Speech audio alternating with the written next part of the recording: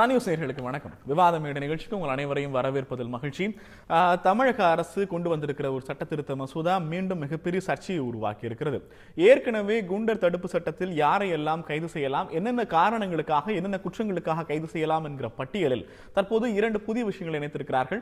பாலியல் குற்றங்களில் ஈடுபடுவோருக்கும் சைபர் குற்றங்களில் ஈடுபடுபவர்களையும் கேள்வி கேட்பாரற்று ஜாமீனில் வெளிவர முடியாத குண்டர் சட்டத்தில் ஓராண்டு சிறையில் அடைப்பதற்கான ஒரு சாத்தியக்கூறுகளை உருவாக்குகிற ஒரு மசோதாவை முன்வைத்திருக்கிறார்கள். இது பரவலாக பெரிய எதிர்ப்பை உருவாக்கி இருக்கிறது. சைபர் குற்றங்களினுடைய போக்கு, சைபர் குற்றங்கள் என்றால் என்ன என்கிற எந்த விதமான தெளிவும் இப்போது வரை மத்திய மாநில அரசுகளால் வரையறுக்கப்படாத நிலையில் சைபர் குற்றங்களுக்கு குண்டர் சட்டம் என்பது அரசினுடைய இணையதளங்கள் சார்ந்த விஷயங்களை, அரசினுடைய ஆன்லைன் சொத்துக்களை தொடர்ந்து கையகப்படுத்துகிற அல்லது பிரச்சனைகளை ஏற்படுத்துகிற நபர்களுக்கு எதிரானது என்று மட்டும் அரசு சார்பில் சொல்லப்பட்டாலும் இது நாளடைவில் அரசுக்கு எதிராக சமூக வலைதளங்களில் இணையத்தை பயன்படுத்திக் கொண்டிருக்கிற சராசரி பொதுமக்கள் மீதும் பயன்படுத்தப்படலாம் என்கிற அச்சம் தொடர்ந்து பல்வேறு தரப்பினர் மத்தியிலும் இருக்கிறது. மதிமுக பொதுச் செயலாளர் வைகோ உட்பட பலர் இதை கடுமையாக விமர்சித்திருக்கிறார்கள். இந்த சூழ்நிலையில் இந்த சட்ட திருத்தம், குண்டர் தடுப்பு சட்ட திருத்தம் என்பது எந்த அளவிற்கு சாதகமான ஒன்று, எந்த அளவிற்கு ஜனநாயக பூர்வமான ஒன்று என்கிற கேள்விகளை இன்றைய விவாதம் மேடை எழுப்பி இருக்கிறது. இது குறித்து நம்மோடு பேசுவதற்காக திமுகவிலிருந்து அதனுடைய வழக்கறிஞரும் சென்னை உயர்நீதிமன்ற வழக்கறிஞருமான பிரசன்னா அவர்கள் நம்மோடு இருக்கார். வணக்கம் பிரசன்னா. வணக்கம். இதே போல தமிழக வாழ்வுரிமை கட்சியினுடைய நிறுவன தலைவர் வேல்முருகன் அவர்கள் நம்மோடு இருக்கிறார். வணக்கம் வேல்முருகன். எழுத்தாளர் அபிலாஷ் அவர்கள் நம்மோடு இருக்கிறார். வணக்கம் அபிலாஷ். அபிலாஷ், உங்ககிட்ட இருந்து ஆரம்பிக்கலாம். இது குண்டர் சட்டம் அப்படிங்கிறது கொடுமையான குற்றங்களை தொடர்ந்து செய்பவர்களை கைது செய்து, இன்னும் சொல்ல போனா இந்த வகையிலான குற்றவாளிகளை சமூக விலக்கம் செய்வதற்காக ஓராண்டு சிறை வைக்கிறது அப்படிங்கிற இந்த நடைமுறையே சட்டத்திற்கு எதிரானதுன்னு பரவலாக பேசப்பட்டது. ஆனா இப்போ இதுல பாலியல் குற்றங்களையும் சைபர் குற்றங்களையும் உள்ளடக்கி இருக்கிற தமிழக அரசு அதற்கு சொல்கிற காரணங்கள் நியாயம் தானா? இல்லை, இது எப்படி நான் பார்க்குறேன்னா, இதுல எந்த நியாயமான காரணம் கிடையாது. அது ரொம்ப வெளிப்படையான விஷயம். இது நான் எப்படி பார்க்குறேன்னா, பொதுவாக அரசு மேல்மட்டத்தில் இருக்கக்கூடியவங்களும் சரி, ஈவன் சொல்லப்போனால் நீதிபதிகள் அலுவலர் இருக்கக்கூடியவங்களும் சரி, இது பற்றின பொதுமான அறிவு கிடையாதுன்னு தான் நினைக்கிறேன். அது எப்படி நான் சொல்கிறேன்னா, ஃபேஸ்புக் இல்லாட்டி வேறு இணையதளங்களில் செயல்படக்கூடியவங்களுக்கு தான் அங்கே இருக்கக்கூடிய பண்பாடு என்ன அப்படிங்கிறது புரியும். அங்கே ரொம்ப வலுவான குற்றச்சாட்டுகளும் அவதூறுகளும், சில நேரம் அவதூறுகளும், கடுமையான விவாதங்களும் நடக்குது, கண்டனங்கள் தெரிவிக்கப்படுது. அடுத்த நொடியே அது மறந்து அவங்க பாட்டு போயிடுறாங்க. எப்போ பிரச்சனை வருதுன்னா, தனிப்பட்ட தாக்குதல்கள் சில பேரையும் இலக்காக்கி தொடர்ச்சியாக தாக்கும்போது மட்டும்தான் பிரச்சனை ஆகுது. அப்போ நீங்கள் வழுக்க இருக்கிறீங்க. ஆனால் இப்போ அரசாங்க அளவிலையும் சரி, அதிகாரிகள் மட்டத்திலையும் சரி, சில நேரங்கள் நீதிபதிகள் கூட எப்படி நினைக்கிறாங்க அப்படின்னா, இது ஒரு நேரடியாக ஒரு பிரிண்டில் நீங்கள் எப்படி டிஃபமேஷன் ப்ராப்ளம் வருமோ அதே மாதிரி ஒரு கேஸ் நினைக்கிறாங்க. அது அப்படி கிடையாது. ஒன்று, இணையதளத்தில் எழுதப்பட்ட கணிசமான விஷயங்களுக்கு எந்த முக்கியத்துவம் கிடையாது. அதில் இருக்கக்கூடியவங்களே அது பெரிய அளவில் பொருட்படுத்ததில்லை. அது முதல் விஷயம். ரெண்டாவதாக இந்த பிரச்சனை கடந்த ஒரு 2 வருஷமா நீங்கள் இதில் யாருக்கு எதிராக வழக்கு தொடுக்கப்படுதுன்னு பார்த்தீங்கன்னா, பெரும்பாலும் அரசியல் கட்சியை சேர்ந்தவங்க நடுவில் தான் இது ஒரு பெரிய ஒரு சண்டையாக மாறிக்கிட்டு இருக்கு. சொல்லப்போனால் பொதுமக்கள், சாமானிய மக்கள் கிடையாது. இந்த அரசியல் கட்சி சார்ந்த ஆட்கள், இல்லாட்டி சில நேரம் பார்த்தீங்கன்னா ஒரு உயர் அதிகாரி இருப்பார், அவர் கீழே இருக்கக்கூடிய அதிகாரி இவருக்கு எதிராக ஏதாவது ஒரு விஷயத்தை எழுதுவார், இணையதளத்தில் கமெண்ட் போடுவார், உடனே இவர் அவருக்கு எதிராக இந்த சட்டத்தை பயன்படுத்துவார். இல்லாட்டி ஒரு கட்சி சார்ந்த ஒரு ஆள் இன்னொரு கட்சிக்கு எதிராக ஏதாவது எழுதும்போது உடனடியாக அது ஒரு பிரச்சனைக்காது. இப்படிப்பட்ட நேரங்களில் தான் என்ன பண்ணுறதுனா, போலீஸ் இதை வழக்காக எடுத்துக்கிறாங்க. சாமானிய மக்கள் பாதிக்கப்படும் போது இது வழக்கை எடுத்துக்கொள்ளப்படுவதும் இல்லை, இதை இவங்க பொருட்படுத்துவதும் இல்லை. இதுல நமக்கு என்ன தெரிய வருதுன்னா, இந்த அரசாங்கத்தை பொறுத்தவரை இந்த ஃபேஸ்புக் குற்றங்களாகட்டும், இணைய குற்றங்களாகட்டும், குறிப்பாக ஃபேஸ்புக் குற்றங்கள் தான் சொல்லப்படுதுன்னா, இந்த குற்றங்கள் அவங்க பெரும்பாலும் தங்களுடைய அதிகாரம், தங்களுடைய உரிமை இதில் குறுக்கிடக்கூடிய விஷயமா அவங்க பார்க்குறாங்க. ஏன்னா அவங்க இதை பற்றி பயப்பட ஆரம்பிக்கிறாங்க. அதனால தான் அவங்க தொடர்ச்சி. மேல்முருகன் சார், தமிழக அரசு இப்படி ஒரு சட்டத்திருத்த மசோதாவை கொண்டு வருவதற்கான இப்போது அவசியம் என்ன? இல்லை, உங்களுக்கு தெரியும், இன்றைக்கி நாளுக்கு நாள் தமிழ்நாட்டில், குறிப்பாக இந்திய சமூகத்தில் இந்த பாலியல் வல்லுறவு என்பதும் பாலியல் பலாத்காரம் என்பதும், குறிப்பாக 3 வயது குழந்தைகளை பாலியல் வல்லுறவு செய்வதும், 5 வயது பள்ளி சிறுமியை கடத்தி கற்பழிப்பதும், 7 வயது காது கேளாத, கண் தெரியாத, பார்வையற்ற குழந்தைகளை கடத்தி பாலியல் வல்லுறவுக்கு உட்படுத்தப்படும் என்பது நாளுக்கு நாள் அதிகரித்து வருகிறது என்பது நிதர்சனமான உண்மை. ஆக இதை கட்டுப்படுத்த வேண்டும், இதை அரசு ஒரு கட்டுக்குள் கொண்டு வர வேண்டும், காவல்துறை உரிய நடவடிக்கை வேண்டும் என்பது முன்வைப்பதும் நம்மளை போன்ற அரசியல் கட்சிகளும் சமூக ஆர்வலர்களும் தான். ஆக அப்போ இதை எப்படி கட்டுப்படுத்த முடியும்? அப்போ ஒரு நாளுக்கு நாள் அதிகரித்துக்கிட்டே போயிருக்கு. ரொம்ப ஒரு மோசமான, ஒரு அநியாயமான, அக்கிரமான அநியாயங்கள்லாம் நடக்குது. ஆக இதை கட்டுப்படுத்தணும் அப்படின்னாக்கா, இது போன்ற கடுமையான சட்டத்தின் முன் அது போன்ற கடுமையாக நடந்து கொள்கின்றவர்கள், இப்படி பாலியல் வல்லுறவுக்கு உள்ளாக்கப்படுகின்றவர்கள் மீது இந்த சட்டம் பாய வேண்டும். அந்த பிரிவின் கீழ் அவர்கள் கைது செய்யப்பட வேண்டும். அதில் எந்தவித மாற்று கருத்தும் இல்லை. இது வரவேற்கக்கூடிய சட்டம். இது உண்மையிலேயே இதை ஒரு கட்டுக்குள் கொண்டு வருவதற்கு இது போன்ற நடைமுறைக்கு இந்த ஏற்கனவே இருக்குது. இந்த குண்டாஸ் என்பது ஏற்கனவே இருக்குது. ரவுடிகள், பொதுமக்களுக்கு அச்சுறுத்தல், பொதுமக்கள் கூடுகின்ற இடங்களில் பதற்றத்தை ஏற்படுத்துறவர்கள் மீது இந்த வழக்கு போடுவாங்க. தொடர்ந்து 2-3 வழக்குகள் இருக்கிறவங்க மேலே போடுவாங்க. அப்போ இந்த சட்டத்தின் மூலம் இந்த 3 வயது குழந்தையை கடத்தி கொண்டு போய் பாலியல் வல்லுறவுக்கு உள்ளாக்கப்படுறவங்கள அவங்க அந்த வழக்கில் கைது செய்யப்படுகின்ற போது அவர்களையும் இந்த வழக்கில் நம்ம சிறையில் வைக்கலாம் என்பது இது தமிழ்நாட்டில் இருக்கிற பெரும்பான்மையான மக்களாலும் ஏற்றுக்கொள்ளக்கூடிய ஒன்று தான். இந்த சட்டத்தில் தவறுகள் சைபர் குற்றங்கள் குறித்து சைபர் குற்றங்களை பொறுத்து அவங்க சொன்னது போல ஃபேஸ்புக்கில் போடுற கமெண்ட்ஸ் இதெல்லாம் ஓரளவுக்கு பெருசாக பொருட்படுத்தலைன்றது உண்மை. ஆனால் அவங்களே சாரே சொன்னாங்க இது அரசியல் கட்சிகள் இல்லை அமைப்புகள் சில இதெல்லாம் இது இன்றைக்கு சமூகம் ஒரு பதட்டத்தை நோக்கி போயிட்டுருக்கு. சாதிய வன்முறைகளும் மதவாத கலவரங்களும் ஏற்படுத்து தனிநபர் தாக்குதல்கள். இன்றைக்கி இந்த வளர்ந்து வருகின்ற இந்த கணினி யுகத்தை எவ்வளோ நல்ல விஷயங்களுக்கு பயன்படுது, அதில் எந்தவித மாற்று கருத்தும் இல்லை. ஆனால் அதில் இன்றைக்கி ஒரு அரசியல் கட்சியை பிடிக்கல, இல்லை ஒரு சாதி தலைவரை பிடிக்கல, ஒரு மதத்தை பிடிக்கல அப்படின்னா ரொம்ப கொச்சியாக, கேவலமாக, அநாகரிகமாக, ஒரு பண்பாடற்ற நாகரிகமற்ற முறையில் இப்போ சமீபத்தில் கூட தமிழ்நாட்டில் ஒரு மிகப்பெரிய போராட்டம் அனைத்து கட்சி தலைவர்களும் கண்டித்தாங்க. இன்றைக்கு ராஜபக்சே அமைச்சர்கள் இருந்து அதனுடைய இணையதளம் அதிகாரப்பூர்வமாக ஒரு படத்தை போட்டிருந்தாங்க. அதேமாதிரி ஒரு அரசியல் கட்சி தலைவரை பிடிக்கலைன்னா பச்சையான காம வெறிய ஊட்டுற மாதிரியான படங்கள், நிர்வாண படங்களை போடுறது, அசிங்கமான காட்சி படங்களை போடுறது. அப்போ அதை பார்க்குற அந்த தொண்டர்கள் இதுக்கெல்லாம் இருக்கிற சட்டங்கள் தீர்க்க முடியாதுன்னு நீங்கள் முடிவுக்கு வந்துட்டீங்களா? இல்லை, கண்டிப்பாக இருக்கிற சட்டத்தின் மூலம் இது வரைக்கும் அதை கட்டுப்பாட்டு கொண்டு வந்தாங்களா அப்படின்னா இல்லை. அதாவது நாளுக்கு நாள் அதிகரிச்சிட்டு இல்லை. சட்டத்தின் மூலமாக கட்டுப்பாட்டுகள் கொண்டு வர முடியாதது அரசனுடைய தவறா, சட்டத்தினுடைய தவறா? இல்லை, அந்த சட்டத்துக்கு அதற்கான முக்கியத்துவம் கொடுக்கல. நீ கைது பண்றாங்கன்னாக்கா கைது பண்ண அடுத்த நிமிடமே பெயிலபிள் செக்ஷனா இருக்கு. நான் பெயிலபிள் கிடையாது. அடுத்த நாளே தூக்குல போடணும். இல்லை, தூக்குல போடுறாங்க. தூக்கு தண்டனைக்கு எதிரான உங்களுக்கு தெரியும். தூக்குல போடணும்னு நான் சொல்ல. ஆனால் குறைந்தபட்சம் ஒரு அச்சத்தை இந்த மாதிரியான ஒரு தலைவர் இருக்காங்க. இப்போ இன்னைக்கு ஒரு கட்சி ஆளுது, இன்னொரு கட்சி ஆண்டல. வேல்முருகன் சார் சட்டமன்ற உறுப்பினராக இருந்தவருக்கு ஒரு நீதித்துறையினுடைய அணுகுமுறை நமக்கு தெரியும். கண்டிப்பா அது குற்றச்சாட்டு உண்மையா இல்லையா இந்தியாவை பொறுத்த வரைக்கும் சட்டத்தின் முன்னாடி இதுல குற்றம் நிரூபிக்கப்படுகிற வரைக்கும் ஒரு குற்றம் சாட்டப்பட்டவர் தான். நீங்க ஒரு குற்றவாளிங்கிறது உடனே தூக்கி ஜெயில 1 வருஷம் போடுங்க. இல்ல, அப்படி இல்லை. உங்களுக்கு இல்லை, இணையதளத்தை பொறுத்தவரையில் அதுல இந்த மாப்பிங் பண்ணி இந்த தவறான பண்ணி படத்தை அப்டேட் பண்றது இருக்கு. உண்மையான இவர் தான் இந்த இடத்துல இருந்து இந்த இணையதளத்திலிருந்து இந்த பின்கோட் நம்பரை பயன்படுத்தி இவர் தான் இதை போஸ்ட் பண்ணியிருக்காரு, இந்த படத்தை வெளியிட்டிருக்காரு, ஒரு அவதூறான அபாண்டமான படத்தை அப்படின்னு தெரிஞ்சிட்ட போது அது உண்மையில் நிரூபிக்கப்படுது. ஆக அப்படிப்பட்டவர்களை இந்த சட்டத்தின் கீழ் சிறையில் அடைப்பதில் தவறு இல்லை. சிவல்வன் சார், நிறைய கேள்விகள் இருக்கு, நம்ம தொடர்ந்து வரேன். பிரசன்னா, இந்த தமிழக அரசினுடைய அணுகுமுறையினுடைய பின்னணி என்னவாக இருக்க முடியும்? நிச்சயமாக இந்த சட்ட திருத்தம் என்பது 2 வகையாக நீங்க பார்க்கலாம். ஒன்று அரசியல் காரணங்கள் அப்படிங்கிறதாகவும், மற்றொன்று ஒரு வழக்கறிஞராக அரசியல் காரணங்களை கடந்த வழக்கறிஞர் என்கிற பார்வையில் 2 விஷயங்களை பார்க்க விரும்புகிறேன். சட்டமன்றத்தினுடைய காவல்துறை மானிய கோரிக்கை நடைபெறுகிற போது பாலியல் குற்றங்கள் தமிழ்நாட்டில் இல்லை என்கிற ஒரு மிகப்பெரிய ஆணித்தரமான என்னுடைய தலைமையிலான ஆட்சியில் என்று ஒரு வாதத்தை வைக்கிறார் முதலமைச்சர் அம்மையார் அவர்கள். ஆனால் அதே நேரம் பாலியல் குற்றங்களை கட்டுப்படுத்துவதற்கு மிக கடுமையான குண்டர் சட்டங்களை இயற்ற வேண்டும் என்று குண்டர் சட்டத்தினுடைய ஊடாக ஒரு வார்த்தையை பயன்படுத்துகிறார். இந்த கான்ட்ரா பிட்வீன் திஸ் 2 லைன்ஸ் அப்படிங்கிறத பொதுமக்கள் உணர்ந்துக்கணும். இதோட அரசியல் பார்வையை விட்டுட்டு ஒரு வழக்கறிஞராக, மனித உரிமை ஆர்வலராக நான் ஒரு செய்தி பதிவு பண்ண விரும்புறேன். நீங்க இந்த சட்ட திருத்த மசோதா 3 பக்கம் தான், 3 பக்கத்துல 2 எக்ஸ்பிளனேஷன் தான். இந்த 2 எக்ஸ்பிளனேஷனுமே என்னுடைய இதுல பேட்ல இருக்கு. என்ன ஒரே ஒரு செய்தி அவங்க என்ன சொல்றாங்கன்னா செக்ஷுவல் அஃபென்ஸ் அப்படின்னு சொல்லிடுறாங்க. நான் சட்டத்தின் பார்வையில் ஒரு வழக்கறிஞராக இருக்கிறதுனால 2012 பார்த்தீங்கன்னா the protection of children from the sexual அபியூசஸ்னு ஒரு சட்டம் இருக்கு. அதே போலவே protection of women's act, domestic violence act 2005 இருக்கு. அதே மாதிரி இன்ஃபர்மேஷன் டெக்னாலஜி ஆக்ட் 2000 இருக்கு. 2008ல அமெண்டட் ஆக்ட் இருக்கு. இந்த குண்டாஸ் ஆக்ட் ரொம்ப பழைய காலங்களுக்கு முன்னாடி வந்த சட்டம். நீங்க ஒரு சட்டத்தை பயன்படுத்துகிற போது நீங்க ஒரு செய்தி தான். இப்போ இந்திய ஜூரிஸ்ப்ரூடன்ஸ் படி, இந்திய குற்றவியல் நடைமுறை சட்டத்தின்படி நீங்க ஒரு குற்றம் பண்ணுகிற போது நீங்கள் குற்றம் சுமத்தப்பட்ட நபர் தானே தவிர குற்றவாளி அல்ல. ஒருவர் தீர்ப்பு குற்றவாளின்னு நீங்க தீர்மானிக்கப்பட்ட பிறகுதான் நீங்கள் குற்றவாளி. இங்க என்ன பிரச்சனை வருது அப்படின்னா இந்த 2 செக்ஷனையும் இதுல இன்க்ளூட் பண்றாங்க. இந்த 2 செக்ஷனுக்கு இல்லாம இதை ஒரு வேறுபடுத்தி காட்டுற போது ஸ்லம் கிராபர் அப்படின்னு ஒரு வார்த்தை இருக்கு.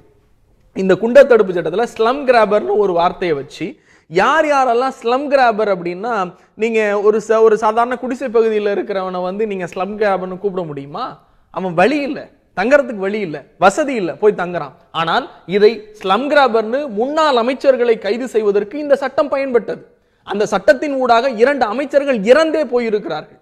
நீங்க சிறைச்சாலையில தொடர்ந்து ஒரு வருடம். இதுல என்ன பிரச்சனை அப்படின்னா, இதெல்லாம் அரசியல் காரணம், என்ன வேணாலும் பண்ணிட்டு போட்டும் தொடர்ந்து தொடர்கூட்டம். சட்டத்தினுடைய குண்டர் சட்டத்தினுடைய நோக்கமே என்ன அப்படின்னா, ஒருவர் தொடர்ந்து குற்றம் செய்கிற போது அவர் சமூகத்தின் ஊடாக சமூகமாக வாழ தகுதியற்றவர். 1982 கொண்டு வரப்பட்ட இந்த குண்டர் தடுப்பு சட்டத்தை நீங்கள் முன்வைக்கிற இது நீதித்துறையினுடைய அதிகாரத்தில் தலையிடுகிற விஷயம், குறைந்தபட்சமாக மனித உரிமைகளுக்கு எதிரான விஷயம் என கூறி நீங்க எப்படி தடாவையும் பொட்டாவையும் நீக்கினீர்களோ அப்படி ஒரு முயற்சி இங்க நடக்கல, அல்லது இதற்கு நீதிமன்றம் ஒத்துழைப்பு தரல. குண்டர் சட்டம் என்பது சட்டப்பூர்வமற்றது என்கிற எந்த விதமான வாதமும் முன்வைக்காத போது அதில் என்ன குற்றங்களை சேர்ப்பது என்பதை தமிழக அரசு முடிவு செய்யலாம். Precisely your question. கடந்த மாதம் இந்த கேள்விக்கு நான் பதில் சொல்றதை விட கடந்த மாதம் சென்னை உயர்நீதிமன்றம் ஒரு மிகப்பெரிய தீர்ப்பு வழங்கியிருக்கு. ஏறக்குறைய ஆயிரக்கணக்கான டிடென்யூஸ் வந்து சிறைச்சாலை Act 14 சிறைச்சாலையில் இருக்காங்க, எந்தவித விசாரணையும் இல்லை, எந்தவித முகாந்திரமும் இல்லைன்னு ஒரே நாளில் 252 பேரை ஒரே கையெழுத்தில் விடுதலை செய்தது உயர்நீதிமன்றம். இதுல நீங்க இந்த சொல்றீங்க இல்லையா, நீங்க வந்து என்னுடைய கேள்வி தமிழக அரசினுடைய செயல்பாடுகள் பற்றி அல்ல, குண்டர் சட்டம் என்கிற இந்த அமைப்பை அல்லது நீதித்துறைக்கு எதிரானது, மனித உரிமைகளுக்கு எதிரானது நீங்க முன்வைக்கிற இதை சட்டப்பூர்வமாக உங்களால் குவாஷ் பண்ண முடியலன்னு கேட்கிறேன். நீங்க அதுதான் சொல்றேன்ல, நீங்க இந்த செயல்பாடுகள் இருக்கு இல்லையா, இப்ப தடாவோ பொடாவோ it is made by the central act. நாங்க இந்த ஆக்ட்ல போடுறப்போ அஸ் a நீதிமன்றத்துல ஒரு அட்வொகேட்டா பேசுறப்போ நாங்க வந்து இந்த வழக்குல இருந்து ஒரு குவாஷ் பண்றது அப்படிங்கறதோ இல்ல இந்த சட்டத்தை நீக்கிறது அப்படிங்கறதோ it is discretionary of the court. இதுல எங்க பண்றோம்னா இதுல சாதாரண சாமானிய குடிமகன் அஃபெக்ட் ஆகக்கூடாது. இதுல ஒரு எந்த சட்டமும் நீ ஒண்ணு இல்ல, ரேப்புக்கு வந்து 375 376ல வருது, அவங்களுக்கு வந்து 7 வருட சிறை தண்டனையில இருந்து வாழ்வு வரைக்கும் அவன் லைஃப் பிரிசனே அங்க கொடுக்க முடியும். அது ஒரு மனிதனுடைய தனிமனித உரிமையை போராடுகிறது அல்ல பறிக்கிறது அப்படிங்கிற வாதத்தை வைக்க முடியும். ஆனால் அங்கே குற்றம் சுமத்தப்பட வேண்டும். அதை போலதான் இந்த சட்டம் தேவை. ஆனால் இங்கே குற்றம் சுமத்தப்படுகிற போது நீங்க ரெண்டு விஷயத்தை நீங்க பார்க்கணும். இதுல கொண்டு வந்திருக்கிற இந்த பாலியல், நான் இப்ப எதுக்கு இந்த ரெண்டு ஆக்டையும் காமிச்சேன்னா, இதை விட இன்னும் கடுமையான சட்டங்கள் தமிழ்நாட்டில் இருக்கு. பெண்களுக்கு நீங்க அலுவல் ரீதியாக படுகிற துன்பங்கள் துயரங்களை தட்டி கேட்பதற்கான சட்டங்கள் இருக்கு. ஆனால் அந்த சட்டங்கள் முறையாக பயன்படுத்தப்படுகிறதா, இது அரசியல் கண்ணோட்டத்தோட நீங்க பார்க்கணும். நிறைய கேள்விகள் இருக்கு, 2-3 பேரிடம் தொடர்ந்து பேசலாம். நம்மோடு கூடுதலாக ஒரு காவல்துறை அதிகாரியும் இணைய இருக்கிறார். விவாதம் மேடை ஒரு சிறிய இடைவேளைக்கு பிறகு.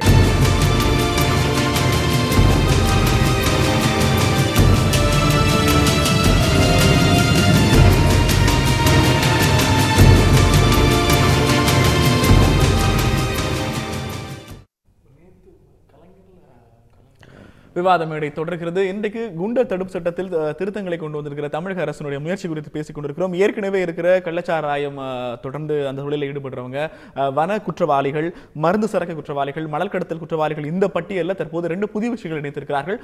பாலியல் தொடர்பான புகாரில் சிக்குபவர்கள், இந்த மாதிரியான சைபர் குற்றங்களில் சிக்குபவர்கள், இந்த இருவரையும் கூட குண்டர் சட்டத்தில் ஜாமீனில் வெளிவர முடியாத ஓராண்டு சிறை தண்டனை என்பது பெரிய அளவில் சர்ச்சையை உருவாக்கி இருக்கிறது. இந்த 2 விஷயங்களுக்கும் ஏற்கனவே இருக்கிற சட்டப்பிரிவுகளை முறையாக அமல்படுத்த முடியாத போது எப்படி இந்த வகையிலான சட்டங்களுக்குள் இவர்கள் புகுத்த முயற்சிக்கிறார்கள் என்பது குறித்து பேசிக் கொண்டிருக்கிறோம். தற்போது ஓய்வு பெற்ற காவல்துறை அதிகாரி சண்முகராஜன் அவர்கள் நம்மோடு இருக்கிறார். வணக்கம் சார். இதற்கு முன்பாக நாம் சொன்ன எல்லா பட்டியலையும் நமக்கு தேவையான எல்லா கிரிமினல் ப்ரொசீஜரும் ஏற்கனவே இருக்கிற போது இந்த குண்டர் சட்டத்தில் அறிமுகப்படுத்தப்பட வேண்டிய அளவுக்கு இது 2ம் இப்போதும் முக்கியமான ஒன்றா? இயற்கையிலே வந்து ஒரு அஃபென்ஸை, ஒரு குற்றத்தை புதுசாக யாரும் பார்க்கறது இல்லை. ஏற்கனவே இருந்துட்டு தான் இருக்கும், ஆண்டாண்டு காலமாக உள்ள குற்றங்கள் தான். பட் அதோடைய தாக்கம் இன்றைக்கி இருக்கிற இந்த உலகத்தில் செய்தி தொடர்பு எந்த அளவுக்கு இருக்குது, ஒரு சின்ன விஷயம் ஒரு சின்ன இடத்துல நடந்த உடனே உலகம் முழுவதும் பரவுது. அவருடைய தாக்கம் நீங்கள் வந்து அந்த அஃபென்ஸ் அதனால் பாதிக்கப்படுற ஆட்கள் மாத்திரம் அதை பார்க்கறது இல்லை, சொசைட்டி அட் லார்ஜ் அதையும் ஒரு அரசு பார்க்கணும். அப்படி பார்க்கும்பொழுது அதோடைய தாக்கம் வந்து எவ்வளவு அதிகமாக இருக்குங்கிறது எல்லாருக்கும் தெரிஞ்ச விஷயம். இல்ல இப்ப என்னோட கேள்வி, குண்டர் சட்டம், அதனால இல்ல குண்டர் சட்டம்ங்கிற இந்த டேர்மை எதை ரெஃபர் பண்ணுதுன்னா, நீங்க வந்து முதல் முறையாக ஒரு குற்றத்தை செய்கிறது அல்ல, தொடர்ச்சியாக அந்த குற்றங்களை நீங்க செஞ்சுக்கிட்டே இருக்கீங்க. உங்கள் மீது ஆன இமேஜ் எந்த வகையிலும் மாற்றம் அடையவே இல்லை. எத்தனை முறை சிறைக்கு போனாலும் நீங்க திரும்ப வந்து அதையே செய்றீங்கிற போது சமூகத்திற்கு உங்களால் பெரிய பங்கம் ஏற்பட போகிறது, சட்டம் ஒழுங்கு பிரச்சனை ஏற்படுகிறது, சமூகம் மிகப்பெரிய துன்புறுத்தல் உள்ளாக்கப்படுதுங்கிறனால உங்களை அங்கிருந்து விலக்கம் செய்யணுங்கிறதுக்காக தான் குண்டர் சட்டம் பயன்படுத்தப்படுகிறது. என்னுடைய கேள்வி, சைபர் குற்றங்கள் மாதிரியான குற்றங்கள்ல செய்கிறவர்களை முதன்முறை குற்றவாளிகளாக அப்பதான் அடையாளம் காணப்பட்டாலும் கூட அவங்களுக்கும் இந்த சட்டம் பொருந்தும் என்பது எந்த வகையிலான நியாயம்? அதைத்தான் நான் திரும்பவும் சொல்றேன். தாக்கம், நான் சொல்ற பாயிண்ட் விஷயம் என்னன்னு சொன்னா, ஒரு குற்றத்தோட தாக்கம் எந்த அளவுக்கு சொசைட்டியை பாதிக்குது. ஒரு தடவை செய்யலாம், 10 தடவை செய்யலாம்.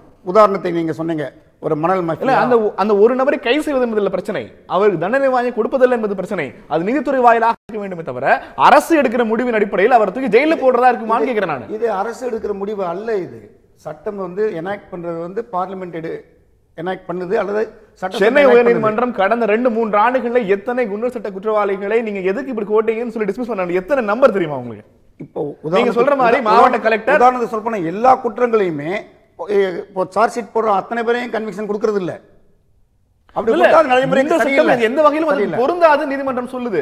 நீங்க ஒரு அட்வைசரி போர்டு வச்சிருக்கீங்க, கமிஷனர் கலெக்டருக்கு லெட்டர் எழுதுறாரு, கலெக்டர் இதன் அடிப்படையில் அட்வைசரி போர்டு அனுப்புறாரு, அட்வைஸ் போர்டு முடிவு செய்து இவ்வளவு பேர் செஞ்சும் இது பொருந்தாது அரசியல் பழிவாங்கல நீதிமன்றம் சொல்லுதுன்னா இந்த சட்டத்தை நீங்க எப்படி சரியாக பயன்படுத்துறீங்கன்னு அர்த்தம். எல்லா குற்றங்களையும் கிடையாது, எல்லா இடத்துகளையும் நீதிமன்றம் அந்த மாதிரி சொல்றது இல்ல. இப்போ பதியப்பட்ட அத்தனை குண்டர் சட்ட வழக்குகளையும் நீதிமன்றம் விடுதலை பண்ணல. செலக்டிவா, அதாவது பெர்சன்டேஜ் கணக்கில் பார்த்தா ஒரு 5% இருக்கலாம், 10% இருக்கலாம், அதை இது வெளியே அனுப்பலாம். ஈவன் நம்ம ஜூரிஸ்பிருடன்ஸ்லயே கன்விக்ஷன் அப்படிங்கிறது எவ்வளவு இருக்க போகுது? 60% இருந்தா ரொம்ப அதிகம். அதுக்கு பல்வேறு காரணங்கள். ஒரு அதிகாரியோட விசாரணை மட்டும் அல்ல அரசோட நோக்கம் மட்டும் அல்ல. சாட்சியங்கள், சந்தர்ப்ப சாட்சியங்கள் இருக்கலாம், நேரடி சாட்சியங்கள் இருக்கலாம், வழக்கு நடைமுறை இருக்கலாம், தாமதம் இருக்கலாம். வழக்கு தாமதத்தினால விடுதலை ஆகலையா? அப்ப ஓகே, தொடர்ந்து பேசலாம் சண்முகராஜன் சார். பிரச்சனை இந்த வகையில அவர் சொல்ற மிக முக்கியமான விஷயம், கத்தியால் எடுத்து ஒரு நபரை குத்துவது என்பது எந்த வகையிலான குற்றமோ இங்க வந்து வடகிழக்கு மாநிலத்தவர்கள் மீதான ஒரு பெரிய இந்தியாவுக்குள்ளே நடந்த மிகப்பெரிய இடப்பெயர்ச்சினை கூட சொல்லலாம். ஒரு சின்ன எஸ்எம்எஸ் வந்து ஒரு பெரிய பூதாகரமான விளைவுகளை உருவாக்கி இருக்கு. அப்படிங்கிற போது நீங்க வந்து அந்த குற்றத்தை பார்க்காதீங்க, குற்றம் ஏற்படுத்த போற விளைவுகளை பாருங்கன்னா ஆன்லைன் மோசடிகளோ சைபர் குற்றங்களோ பெரிய அளவில் இந்தியாவை பாதித்துக் கொண்டிருக்கிற போது அதன் மீதான ஒரு கவனத்தை ஒரு அரசு திருப்புவதில் என்ன பிரச்சனை உங்களுக்கு? நிச்சயமா நீங்க கேட்ட கேள்வி ரொம்ப சரியான கேள்வி. இங்க என்ன பிரச்சனை அப்படின்னா, எல்லாத்துக்குமே அடிநாதம் இந்தியா as a democracy, ஒரு டிக்டேட்டர்ஷிப்பை நீங்க ஒரு சட்டத்தின் ஊடாக திணிக்கிற போதுதான் இங்க உள்ள பிரச்சனை. நம்முடைய காவல்துறை அதிகாரி சொல்றப்போ வந்து 60% தண்டிக்கப்பட்டாலே அது ஒரு மிகப்பெரிய வெற்றி அப்படின்னு சொல்றாங்க இல்லையா? ஒரே ஒரு சின்ன செய்தி தான். நீங்க சொல்றப்ப அந்த குண்டாசனுடைய ஃபார்மாலிட்டிஸ் சொன்னீங்க. அதாவது ஒரு ஏரியா, ஒரு செக்மெண்ட்டும்பாங்க. அந்த செக்மெண்ட்ல ஃபர்ஸ்ட் எஸ்ஐ அவனை தொடர்ந்து வாட்ச் பண்ணணும். 3-4 முறை தொடர்ந்து அவன் வந்து எஃப்ஐஆர் வரான் அப்படின்னா அவனை ஸ்ட்ரீட் ஹிஸ்டரி ரவுடி அப்படிம்பாங்க. அந்த ஸ்ட்ரீட் ஹிஸ்டரி ரவுடியை வாட்ச் பண்ணி தென் அந்த இன்ஸ்பெக்டர் அவன் மேல ஒரு நோட் போடணும். இன்ஸ்பெக்டர் நோட் போட்டு அதுக்கு மேல சிட்டியா இருந்த அசிஸ்டன்ட் கமிஷனர் டிஎஸ்பி, அதுக்கு மேல எஸ்பி இந்த மெட்டீரியல் எல்லாம் கலெக்ட் பண்ணி ஒரு 400 பக்கம் இருக்கும் மொத்தம். அதுல வந்து 5-6 சார்ஜ் ஷீட் இருக்கும். அந்த 5-6 சார்ஜ் ஷீட்டை கொண்டு போய் கலெக்டர்கிட்ட கொடுக்கணும். கலெக்டர் கொடுத்து அன்னைக்கே சைன் பண்ணிடுவார். ஆனா டு அப்ளை யுவர் மைண்ட் அப்படின்னு ஒரு வரி இருக்கு சட்டத்துல. இவங்க இன்னைக்கு போட்டிருக்க அந்த 3 பக்கம் சட்ட மசோதா அமெண்ட்மெண்ட்ல பாத்தீங்கன்னா ஸ்கோப் அண்ட் ஆப்ஜெக்ட்ல என்ன அப்படின்னா, இதுல என்னடா ஸ்கோப் அண்ட் ஆப்ஜெக்ட்னா நத்திங். இவங்க பாலியல் குற்றங்கள்னு செக்ஷுவல் ஹராஸ்மெண்ட்னு ஒரே ஒரு வரி, அதை போலவே சைபர் கிரைம் அப்படின்னு போட்டாங்க. இதுல என்ன இன்டர்னல் செக்யூரிட்டின்னு ஒரு வார்த்தையை சேர்த்திருக்காங்க. அதை நான் வரவேற்கிறேன். ஆனால் நீங்கள் சட்டப்படியாக ஒருவரை தண்டிக்கப்படுகிற போது நீங்க இந்த தொடர் குற்றம், அதான் சொன்ன இந்த சட்டத்தினுடைய ஸ்கோப் அண்ட் ஆப்ஜெக்ட் என்னன்னா, ஒரு தொடர் குற்றவாளி அவனால் சமூகத்தில் பிரச்சனை. நான் அந்த கேள்வி திரும்ப கேட்கிறேன். ஒரு மணல் கடத்தல் செய்கிறவரோ ஒரு சாராயம் காய்ச்சுகிறவரோ அவர் வெளிப்படையா ஒரு விஷயத்தை செய்யறாரு, அதன் மூலமாக நீங்க அவர் இப்படிப்பட்ட பழக்கங்கள்ல இருக்கிறாரு நீங்க இமேஜை உருவாக்க முடியும். ஒரு ஆன்லைன் குற்றவாளி இங்கிருந்து உட்கார்ந்து கொண்டு ஒரு பிரதமருக்கு, குடியரசுத் தலைவரையோ அல்லது நாட்டையே உழுக வைக்கிற ஒரு இமெயில் அனுப்பிட்டு அவர் பாட்டு கம்பன் உட்கார்ந்துக்க முடியும். அவர் யாருன்னு எனக்கு தெரியல, அவர் முதல் முறையாக குற்றம் செய்திருக்கிறார் காரணத்துக்காக அவர் நீங்க மன்னிச்சு விட்டுருங்கிறது, அல்லது அவர் நீங்க வழக்கமான நடைமுறை அடிப்படையில் ஜாமீன் கொடுங்கிறது எந்த வகையில் நியாயம்? ஒரே ஒரு விஷயம் தான் நீங்க சொல்றது, அப்படியே நான் 100க்கு 100 ஏத்துக்கிறேன். ஆனால் நீங்க ஒரே ஒரு இடத்துல உட்கார்ந்துகிட்டு அவர் இன்னைக்கு வந்து உங்களுக்கு நல்லா தெரியும், இன்னைக்கு இணையதளங்களா இருந்தாலும் சரி எந்த ஐபி அட்ரஸ்ல இருந்து வந்துச்சுங்கறத 10 நிமிஷத்துல நம்மளால கண்டுபிடிக்க ஐபி அட்ரஸ் ஃபோர்ஜரி பண்ண முடியாது. ஃபோர்ஜரி பண்ண முடியும். அதற்கான தகவல் தொழில்நுட்பங்கள் நம்முடைய காவல்துறை கிட்ட வரணும். அது ஒண்ணு. இரண்டாவது, நீங்க திரும்ப எங்ககிட்ட இல்ல இருக்கிற வரைக்கும் நாங்க காப்பாற்ற முடியும். அதுக்காக நீங்க போற வரவனை எல்லாம் ஒரு வருஷம் சும்மா உங்ககிட்ட எஃபிஷியன்சி இல்லைங்கிறதுக்காக எவனோ ஒருத்த சம்பந்தமே இல்லாத ஒருத்தனை தூக்கி நீங்க ஒரு வருஷம் ஜெயில போட்டு அவனுடைய மனித உரிமையும் அவனுக்கு ஃப்ரீடம் ஆஃப் பிரஸ், நீங்க அதைத்தான் திரும்ப சொல்ல. நீங்க ஐபி அட்ரஸ்ல ஃபோர்ஜரி பண்றவன பேசுறீங்க, அதை நான் ஆதரிக்கிறேன். ஆனால் முசாஃபர் கலவரம் போன்ற நகரங்கள்ல வருகிற போது இந்த திட்டங்களை ஆதரிக்கிறேன். ஆனால் ஒருவரை நீங்கள் ஒரு வழக்கறிஞரான பார்வையில ஒருவனை கொண்டு போய் உடனே சிறைச்சாலையில போட்டு போறது fail is a mandatory. Okay, தொடர்ந்து பேசலாம். இவங்க சொன்ன மாதிரி இதற்கு முன்னால் இருந்த குற்ற அனுபவத்தின் அடிப்படையில் ஒரு நபரை பார்த்தவங்களுக்கான குண்டர் சட்டம் என்பது போய் நான் ஒரு ஸ்டேட்டஸ் போட்டா இல்ல ஒரு அரசாங்கத்திற்கு எதிராக எதையாவது பேசினால் எனக்கு தெரிந்த ஒரு கருத்தை இப்பதான் வந்து கோடிக்கணக்கான மக்கள் தங்களுக்கு ஒரு கருத்தை பத்தி பேசினாங்க. இது வரைக்கும் டீ கடைகள் முன்னால மட்டும் யாரோ 4 பேர் பேசிக் கொண்டிருந்த ஒரு விஷயம் சமூக வலைத்தளங்கள் பேசுகிறார். வெதர் அது யூஸ் ஆகுதா இல்லையா, அது ஒர்த்தா இல்லையா, முதல்ல கருத்தை தனக்கு முன்வைக்கிறாங்க. இப்போ நீங்க என்ன சொல்றீங்கன்னா, யாரேனும் ஒரு நபரை அரசாங்கம் கைது செய்து ஒரு ஸ்டேட்டஸுக்காக குண்டர் சட்டத்திற்கு உள்ள போட்டா நீங்கள் எல்லாம் எந்த ஸ்டேட்டஸும் போட வேண்டாம் என்கிற உணர்வை அரசு ஏற்படுத்த நினைக்கிறதா? அப்படி இல்லை. இன்னைக்கு இணையதளத்தை வந்து கோடிக்கணக்கான பேர் பயன்படுத்துறாங்க. அந்த இணையதளத்தை யாரும் மிஸ்யூஸ் பண்றாங்க. ஒரு நிமிஷம், ஒரு சமூக பதற்றத்தையும் ஒரு மத கலவரத்தையும் ஒரு சாதிய வன்முறையும் அல்லது வேறு விதமான பொதுமக்களுக்கு இடைஞ்சல் ஏற்படக்கூடிய காரியங்களை சமூக வலைதளத்தை பயன்படுத்தி யார் ஈடுபடுறாங்களோ அவங்க மீது அந்த நடவடிக்கை. அதை கூட எப்படின்னாக்கா பிரசன்னா சொன்ன மாதிரி இல்ல நீங்க சொல்வது புரியுது. ஆனா இதுக்கு முன்பாக சொல்லப்பட்ட எல்லா சட்டங்களுமே இப்படித்தான் சொல்கின்றன. எடுக்கப்பட்ட நடவடிக்கைகள் அப்படியாக இல்லை என்பதுதான் இல்லைன்னாக்கா அதை வந்து கண்டிக்கப்படணும், அதை மாற்றி அமைக்கணும். அதுல மாற்று கருத்து இல்லை. நானே வந்து உங்களுக்கு தெரியும் மனித உரிமை ஆர்வலர் தான். ஆனா அதே நேரத்தில் இப்படி ஒரு கட்டுப்பாடற்ற ஒரு விமர்சனங்கள் வருகின்ற போது ரொம்ப கேவலமான புகைப்படங்களை காட்சி அமைப்புகளை கொண்டு யூடியூப்ல அதெல்லாம் மாபிங் பண்ணி அவ்வளவு ஒரு தலைவர்களை, ஒரு மத தலைவர்களை, சாதிய தலைவர்களை, கட்சி தலைவர்களை, முன்னாள் முதலமைச்சராக இருந்தவர்களை அல்லது இன்னைக்கு முதலமைச்சராக இருப்பவர்களை, பாரதத்தினுடைய பிரதமராக இருப்பவர்களை, ஜனாதிபதி இருப்பவர்களை, அல்லது அரசனுடைய காவல்துறையில் உயர்ந்த பொறுப்பில் இருக்கிறவர்கள், நீதிபதியில் இருப்பவர்கள் ரொம்ப நீங்க பாத்தீங்கன்னா அந்த படக்காட்சிகள் ரொம்ப கேவலமான அருவருக்கத்தக்க படங்களை போடுறாங்க. அது பாக்குற அந்த குடும்பம் எப்படி முன்வைக்கப்படுறீங்க எல்லாரும் எல்லாம் நாங்க விட்டுறணும். நான் கேட்கல. என்னுடைய கேள்வி இதுக்கு இருக்கிற இந்தியன் நீங்க வந்து ஐடி ஆக்ட் 2002 என்ன சொல்லுது? இல்ல அதன் படி நீங்க நடவடிக்கை எடுக்கலாம். அதுவும் உங்களுக்கு தெரியும். அது வழக்கு பதிவு செய்து அதை சட்டத்தின் முன் நிறுத்தி சட்டம் உறுதி செய்து நடவடிக்கை தீர்ப்பு வழங்கின பிறகு அந்த அந்த பிரிவுகள் அவர்கள் உள்ள போக பண்ணணும். இல்ல இல்ல அப்படி இல்ல. இந்த மாதிரியான கொடுமை நீங்க கேட்கறேன். இன்னைக்கு ஒரு டெல்லியில ஒரு பெண் கற்பழிக்கப்பட்ட உடனே ஒரே நேரத்தில் அன்னைக்கு 10,000 மக்களை கொண்டு வந்து திரட்டி அந்த சமூக அவலத்திற்கு எதிராக போராட வச்சது இதே இணையதளம் தான். அதே இணையதளம் அந்த மக்களுக்கான ஒரு பாதிப்பை ஏற்படுத்துகிற, அவலத்தை ஏற்படுத்துகிற, துன்பத்தை துயரத்தை கொடுக்கிற ஒரு செய்தியோ இல்லது ஒரு படக்காட்சியோ மற்ற மதங்களையோ ஜாதிகளை துன்பப்படுத்துற துயரப்படுத்துகிற ஒரு செயல்ல பண்றவங்க போது அது உண்மையா இன்னார் தான் பண்ணிருக்காங்க, இந்த இடத்துல தான் பண்ணிருக்காங்க. நான் சொல்லி முடிச்சேன். அந்த பிரச்சனை என்ன கேக்குறாருன்னா, இதேனும் ஒரு அறையில் உட்கார்ந்து கொண்டு யாரோ ஒருவர் ஒரு தலைவரை ரொம்ப அவதூறாக ஒரு அவமானப்படுத்துகிற வகையில் ஒரு வீடியோ தயார் செய்கிறார். நீங்க ஐபி அட்ரஸ் ட்ரேஸ் பண்ணிட்டு போனா அது அவருடைய ஐபி அட்ரஸே இல்ல. உங்களால் தொழில்நுட்ப ரீதியாக இவர்தான் இன்னார் என்று அடையாளம் காட்டப்பட முடியாது. அப்படி இல்ல. என்ன செய்ய முடியல? இப்ப அப்படிக்கான தொழில்நுட்பம் இல்ல அப்படின்னு வருத்திட முடியாது. தமிழ்நாட்டில் சைபர் குற்றவியலுடைய விங் எப்படி செயல்படுதுங்கிறது கரெக்ட். நான் என்ன சொல்ல வரேன்னா, சட்டம் என்ன சொல்லுது? இன்னைக்கு இந்த குண்டாசி என்கிற சட்டம் கடந்த கால திமுக ஆட்சி, அதிமுக ஆட்சி எல்லா ஆட்சிகளிலும் இருந்த சட்டம் தான். 1982 இருந்து இந்த நாட்டை ஆண்ட அரசுகள் 2 அரசுகள் பயன்படுத்தி பொதுமக்களினுடைய கருத்துரிமையை ஒரு அபாயகரமானதாக பார்க்கக்கூடிய சூழலை தமிழக அரசு உருவாக்க நினைக்கிறாங்க. சன் டிவி விவாதம் மேடை நீங்க எடுத்து ஒரு நிமிஷம், சன் டிவி விவாதம் மேடை நீங்க போடுறீங்க, இதை பார்த்து லைக் கொடுக்குறோம், இதை விமர்சனம் பண்ற எல்லாரும் இந்த சட்டம் பாஞ்சிடாதுங்க. நீங்க புரிஞ்சுக்காம பேசக்கூடாது. சோ அப்ப எதுக்கு லைக் கொடுக்குறோம்ங்கறது அரசு முடிவு பண்ணும். அரசு முடிவு பண்ணல. இந்த சமூகத்தில் பதட்டத்தை ஏற்படுத்தி ஒரு மிகப்பெரிய கலவரத்தை ஏற்படுத்தி அதன் மூலமாக ஒரு சமூகத்தில் நிம்மதியின்மை இல்லாம இங்க ஒரு அமைதியின்மை ஏற்படுத்தக்கூடிய குற்றங்களை திரும்ப திரும்ப செய்யக்கூடிய யார் என்பவர்களை கண்காணித்து திரும்ப அல்ல முதன்முறை பிரச்சனை தான். ஒரு நிமிஷம் இல்ல, காவல்துறை எடுத்த உடனே போய் ஒருத்தன் கைது செய்ய இல்லையா? சட்ட திருத்தம் நீங்க சொல்லுது. சட்ட திருத்தம் சொல்லுதுங்க. ஃபர்ஸ்ட் அஃபெண்டர் அப்படிங்கற அடிப்படையில் ஃபர்ஸ்ட் அஃபெண்டர் கூட யாரு? ஃபர்ஸ்ட் அஃபெண்டர் கூட காவல்துறை வந்து ஃபர்ஸ்ட் அஃபெண்டர் உடனே பண்ணி போட மாட்டாங்க.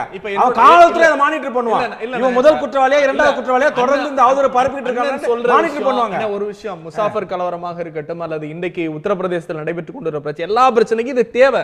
அப்ப அதனால என்ன பண்ணிடலாம்? Information technology act 2000 amended act வந்து கொளுத்திரலாமா? அப்புறம் ஏன் அதுல 2 வருஷத்துல இருந்து 7 வருஷம் வரைக்கும் தண்டனை கொடுக்கறீங்க? நீங்க என்ன கேள்வி அப்படின்னா, ஒருத்தனுக்கான மனித உரிமைக்கான நான் வந்து குற்றங்களுக்கு எதிரானவன், மனித உரிமைகளை வந்து நான் முடிச்சறேன். நான் வந்து குற்றங்களுக்கு எதிரானவன், எல்லாருக்கும் சமநீதி சம உரிமை கொடுக்கப்பட வேண்டும் தான் வந்து அம்பேத்கர் ஜூரிஸ்ப்ருடன்ஸ்ல சொல்லப்படுகிறது. அந்த ஜூரிஸ்ப்ருடன்ஸ் ஒரு கொடுக்கறாங்க. இங்க உள்ள பிரச்சனை சட்டத்துல இடம் இருக்கு. இல்ல இங்க இல்ல. அதுதான் நீங்க சொன்ன எல்லாமே இதுக்கு முந்தைய குண்டாஸ்ல இருக்கு. இப்போ இல்ல, இப்ப கிடையாது. இல்ல இந்த பிரிவினியோ இல்ல போராட்ட காலம் 360 நாளைக்கு அவனுக்கு பிணை கிடையாது. நீங்க என்ன பிரச்சனை? இல்ல பெயில் இல்ல நான் சொல்றேன் 360 நாள் இல்லன்றல்ல. இந்த கலெக்டர் இந்த டிடெயினிங் ஆர்டர் கொண்டு போய் சிறைவாசிகிட்ட கொடுத்த உடனேயே அதை குறிப்பிட்ட நாட்குள்ளாக அதில் ஆட்சேபனை தெரிவித்த மாவட்ட ஆட்சித்தலைவரை திரும்ப அதை ரத்து செய்வதற்கான அதிகாரம் இருக்கு. 1.1.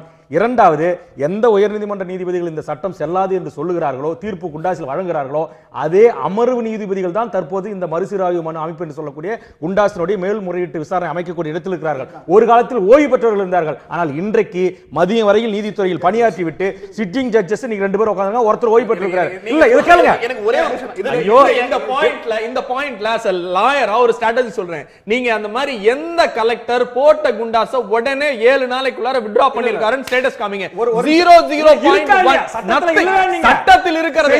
அதை செயல்படுத்த எடுத்த உடனே தொடர்ந்து பேசலாம். சில விஷயங்கள் இப்படியே இங்க அரசியல்வாதிகளுக்கு அரசுக்கு ஒரு மிகப்பெரிய எண்ணம் என்னன்னா, ஒரு பொதுக்கூட்ட மேடையிலயோ ஒரு பிரிண்ட்லயோ நான் யாரையாவது விமர்சித்து விட்டால் எனக்கு சிறை கிடைக்குங்கிற உறுதி இருக்கு. இணையத்துல எங்கேயாவது உட்கார்ந்துட்டு யாரையாவது தட்டி விட்டுட்டு அப்படியே ஒளிஞ்சுக்கிறதுக்கான வாய்ப்பு இருக்கு. உங்களுக்கு மட்டும் அப்படியான கட்டற்ற சுதந்திரம், அதை கேள்வி கேட்டால் உங்களுக்கு எல்லாம் ஏன் அவ்வளவு கோபம் வருகிறது? இல்லை, இதில் நம்ம நேரம் வந்து சமூகத்தில் வந்து இவங்க ஏற்படுத்தக்கூடிய தாக்கத்தை பற்றி நம்ம பேசிட்டு இருக்கோம். இங்கே தவறான ஒரு புரிதல் நமக்கு இருக்குது. என்ன அப்படின்னா, இந்த நமக்கு ஜாதி கலவரங்களை பற்றி பேசணும், மத கலவரங்களை பற்றி பேசணும், நார்த் ஈஸ்ட் மக்களோட இடப்பெயர்வை பற்றி பேசணும். இது எல்லாமே வந்து இணையதளத்தினால ஏற்பட்டுச்சு, எஸ்எம்எஸ்னால ஏற்பட்டுச்சு நினைக்கிறோம். அப்படி கிடையாது. உண்மை என்னன்னா, இந்த கலவரங்கள் எல்லாமே வந்து ஃபீல்ட் ஒர்க் லெவலில் அரசியல்வாதிகளாலேயும் ஜாதி கட்சிகளாலேயும் உருவாக்கப்பட்ட கலவரங்கள். நீங்க எந்த ஜாதி கலவரமே தூண்டப்பட்டு உருவாறது இல்லை. எல்லா ஜாதி கலவரமும் நடத்தப்படக்கூடிய திட்டமிட்டு டிராஃப்ட் போட்டு இன்னைக்கு இது செய்யணும்னு சொல்லிட்டு போலீஸோடைய பார்வையில் அவங்களுடைய முழு உரிமையுடனும் கண்காணிப்புடனும் இதோட அனுமதியோட தான் இந்த ஜாதி கலவரம் நடத்தப்படுது. மத கலவரங்கள் அப்படிதான் நடத்தப்படுது. முசாஃபர்நகர்ல அப்படிதான் நடத்தப்பட்டுச்சு. இப்படிலாம் இருக்கும்போது இந்த ஃபேஸ்புக் இணையதளத்தில் ஒருத்தர் வந்து இந்த கலவரத்தை உருவாக்குறது இங்க என்ன புரிதல் இல்ல, இவங்க என்ன புரிதல் இருக்குன்னா, ஒரு சாதி தலைவரை ரொம்ப அவதூறாக ஃபேஸ்புக்ல ஒரு ஸ்டேட்டஸ் போட்டா எதிர் அணியினர் அதுக்காக கொந்தளிச்சு வீட்டை விட்டு வெளியில வந்து ஒரு பெரிய கலவரத்தை உருவாக்க அப்படி நடந்திருக்கா? இது அப்படி ஒரு தடவை அப்படி நடந்திருக்கு. அவங்க நினைக்கிறாங்க இல்ல ஒண்ணு இல்ல, எப்படி கலவரம் நடக்குது? நீங்க அம்பேத்கர் சிலை மேல வந்து நீங்க செருப்பு மேல போடுறீங்க, இல்ல ஏதோ ஒரு சாதி தலைவருடைய தலையை உடைக்கிறீங்க, அது வந்து ஏதோ எதேச்சும் நடக்குதா? இல்ல, கலவரம் உருவாக்கணுங்கிற ஒரே நோக்கத்தினால அவங்க அதை உடைக்கிறாங்க, செருப்பு மேல போடுறாங்க. போடக்கூடியதெல்லாம் தெரிஞ்சுதான் போடுறாங்க, எல்லாமே தெரிஞ்சுதான் செய்யறாங்க. இது வந்து திட்டமிட்டு உருவாக்கக்கூடிய கலவரங்கள். அது பெரும்பாலும் இந்த கலவரங்கள் எப்பவுமே ஒரு எலெக்ஷனுக்கு முன்னாடி தான் நடக்குது. இது எல்லாமே வந்து ரொம்ப ஒரு ஸ்கிரீன் பிளே பக்காவா எழுதி எக்ஸிக்யூட் பண்ணக்கூடிய ஒரு படம் இது. இதுல வந்து எங்க Facebook இணையதளத்துல அப்படி நடக்கிறதே வந்து நீங்க இணையதளத்துல கொண்டு வந்து அந்த சாக்கடையில உடனமான என்னோட கேள்வி. இணையதளம் என்பது சம்பந்தமே இல்லன்னு சொல்றேன். இல்ல தமிழ்நாட்டுல கூட எந்த நீங்க களத்துல நேரடியா நடந்துக்கறான் திட்டமிட்டு அரசியல்வாதிகள், சாதிய தலைவர்கள், மத தலைவர்கள் தங்களுடைய சுயலாபத்திற்காக அதை நடத்துறாங்க அப்படின்னா அது களத்துல நடக்குது, கலவரம் நடக்குதுன்றத அதையும் வந்து இன்றைக்கு வந்து பல கோடிக்கணக்கான மக்கள் பயன்படுத்தக்கூடிய ஒரு நல்ல விஷயங்களுக்கு பயன்படுத்தக்கூடிய இணையதளத்தையும் அதை கொண்டு வரதுக்கு நீங்க அனுமதிக்கணும். கொண்டு வரல யார் என்னோட கேள்வி.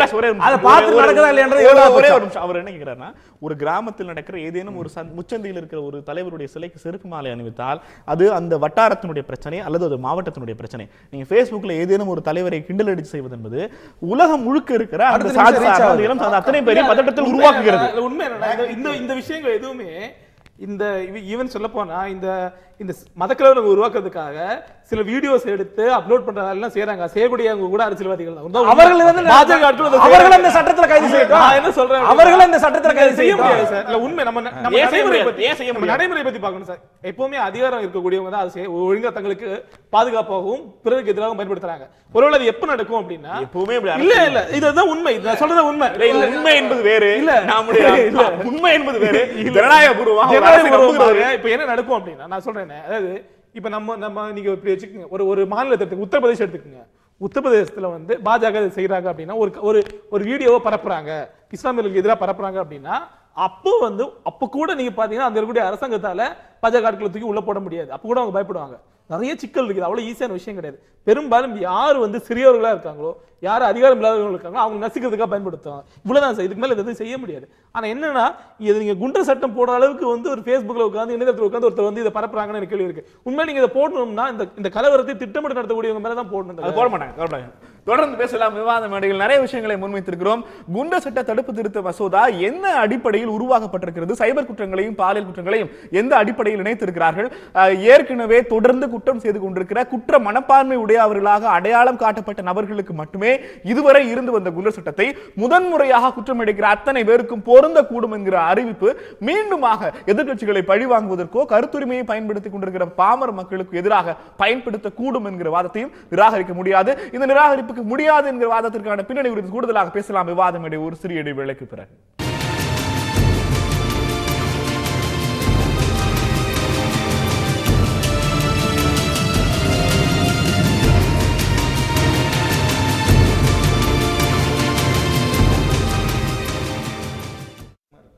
விவாத மேடை தொடர்கிறது. குண்டர் தடுப்பு சட்ட திருத்தம் குறித்து பேசிக் கொண்டிருக்கிறோம். பாலியல் குற்றங்களையும் சைபர் குற்றங்களையும் சட்டப்பிரிவுக்குள் சேர்த்திருக்கிற தமிழக அரசினுடைய முடிவுக்கு பல்வேறு கட்சிகளும் கடும் எதிர்ப்பை தெரிவித்திருக்கிறார்கள். பிரசன்னா, இந்த பொதுவாகவே வைக்கப்படுற இன்னொரு பெரிய குற்றச்சாட்டு, சட்டம் என்கிற ஒன்று தெளிவாக இருக்கிறது, ஆட்சியாளர்கள் இது தவறாக பயன்படுத்துகிறார்கள். அப்போ நீங்க திருத்தப்பட வேண்டியது ஆட்சியாளர்களே சட்டத்தையா? நீங்க அதாவது இப்போ நீங்க சொல்ற விஷயம் எல்லாமே எனக்கு புரியுது. நீங்க இந்த சட்டத்தினுடைய தொடக்கப்பட்டதனுடைய ஸ்கோப் அண்ட் ஆப்ஜெக்டை தயவு செஞ்சு நம்ம ஒரு நிமிஷம் பார்க்கணும். ஒரு நீங்க சொல்ற மாதிரி வெறும் 3 பக்கம் மட்டுமே தற்போது முன்வைக்கப்பட்டிருக்கிற இந்த இதுல ஒண்ணுமே இல்லாத போது அது குறித்து நீங்க ஒரு இமேஜினேஷனா ஒரு முடிவு வந்து தவறு நீங்க எப்படி வருவீங்க? இல்ல நீங்க அந்த 3 பக்க சட்ட மசோதாவே தவறுன்னு தான் நான் சொல்றேன்.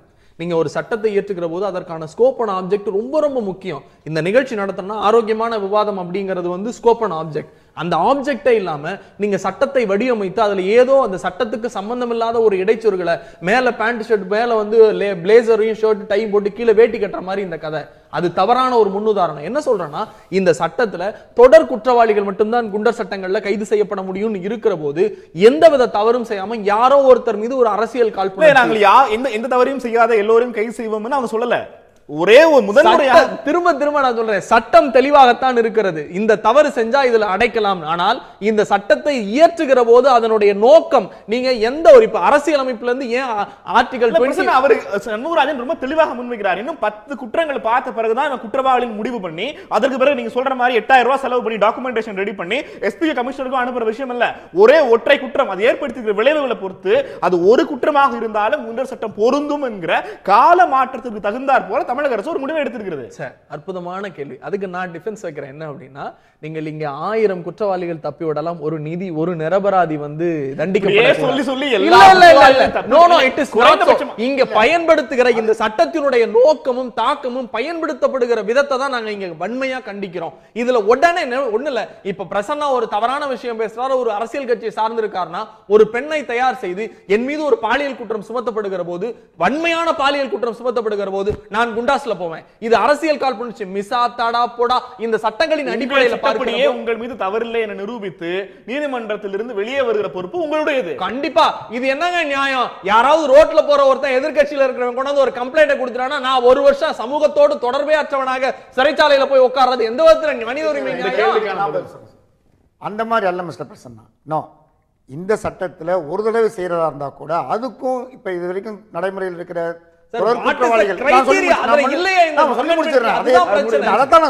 சொல்றேன், அந்த ஒரு குற்றத்தையும் அவர் செஞ்சிருக்காருன்னா அந்த விசாரணை அதிகாரி பூர்ணமா நம்பின பிறகுதான் எந்த டாக்குமெண்ட்ஸையும் பிரிப்பேர் பண்ணுவார் எந்த ஒரு அதிகாரியா இருந்தாலும். I hope so you are a retired police officer. ஒரு FIR ஃபைல் பண்றதுக்கு முன்னாடி இன்னைக்கு தான் சதாசிவம் ஜஸ்டிஸ் 2014ல தான் கம்ப்ளைன்ட் கொடுத்தா FIR போடணும்னு. ஆனா நீங்க CSR கொடுக்கிறதுக்கு முன்னாடியே நீ வா அவன் சொல்லு இவன் சொல்லுன்னு எல்லாத்தையும் கம்ப்ளீட்டா என்கொயரி பண்ணதுக்கு அப்புறம் தான் FIR போடுறீங்க. அதத்தான் இதுலயும் செய்வீங்க. இதுல செய்யற போது என்ன சொல்றீங்கன்னா, நேரடியா தூக்கி கொண்டு போய் அவனை பிரிசன்ல போடுறது. எந்தவித அதாவது பெயில் மேண்டேட் சொல்ல வந்தது நீங்க சொல்லிட்டீங்க. என்ன சொல்றேன்னா, அந்த விசாரணை அதிகாரி முதல்ல தன்னை வந்து சமாதானப்படுத்தி ஒரு உண்மையிலேயே ஒரு தவறு செஞ்சிருக்காருன்னு ஊர்ஜிதம் பண்ணிக்கிறாரு. All police officers have a like you and an independent mind. I'm telling you, every one of them. See, you are looking at department from outside. நீங்க சொல்ற அதிகாரிகள் தமிழ்நாட்டுல இருக்காங்களா? இல்ல, நான் சொல்லி முடிச்சறேன். நீங்க வெளிய இருந்து பாக்குறீங்க. 36 வருஷம் நான் உள்ள இருந்து பாத்துறேன். ஒவ்வொரு அதிகாரிக்கும் ஒரு மனசாட்சிங்கிறது ஒண்ணு இருக்கும்.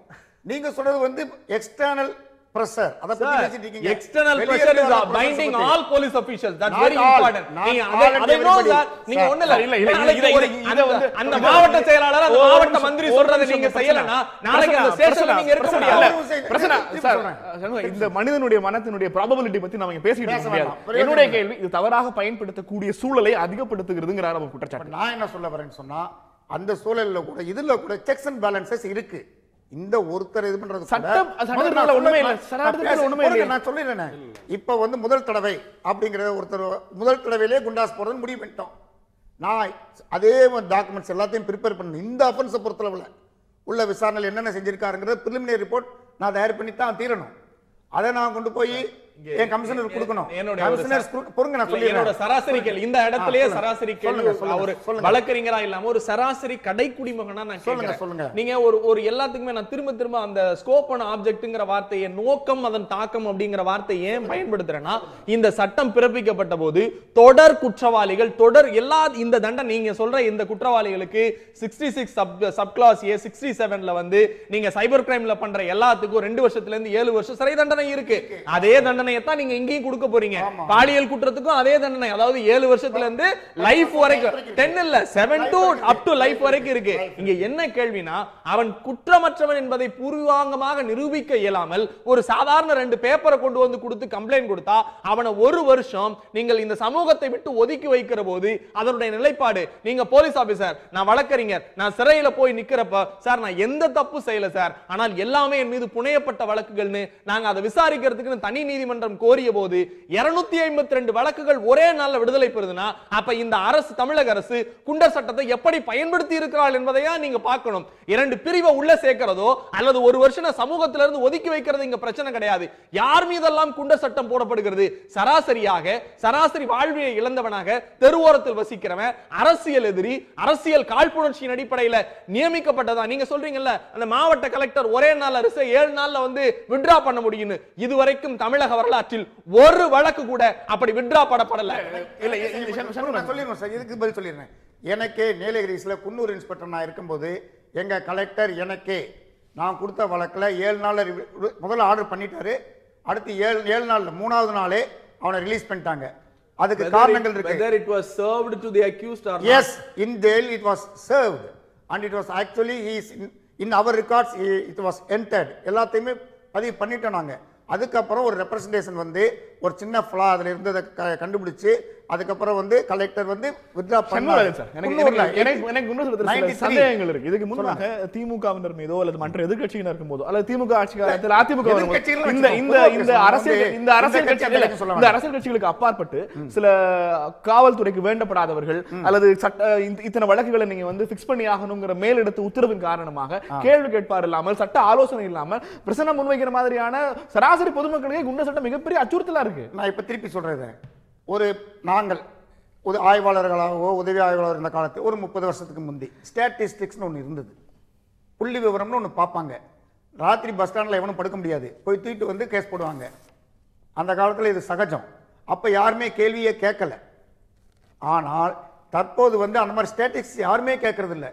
அதுவும் இப்போ வந்து முந்தியாவது ஒரு சின்ன எஃப்ஐஆர் போட்ட உடனே அரெஸ்ட் பண்ணுன்னு இது பண்ணிடுவாங்க. இப்ப வந்து அப்படி இல்ல.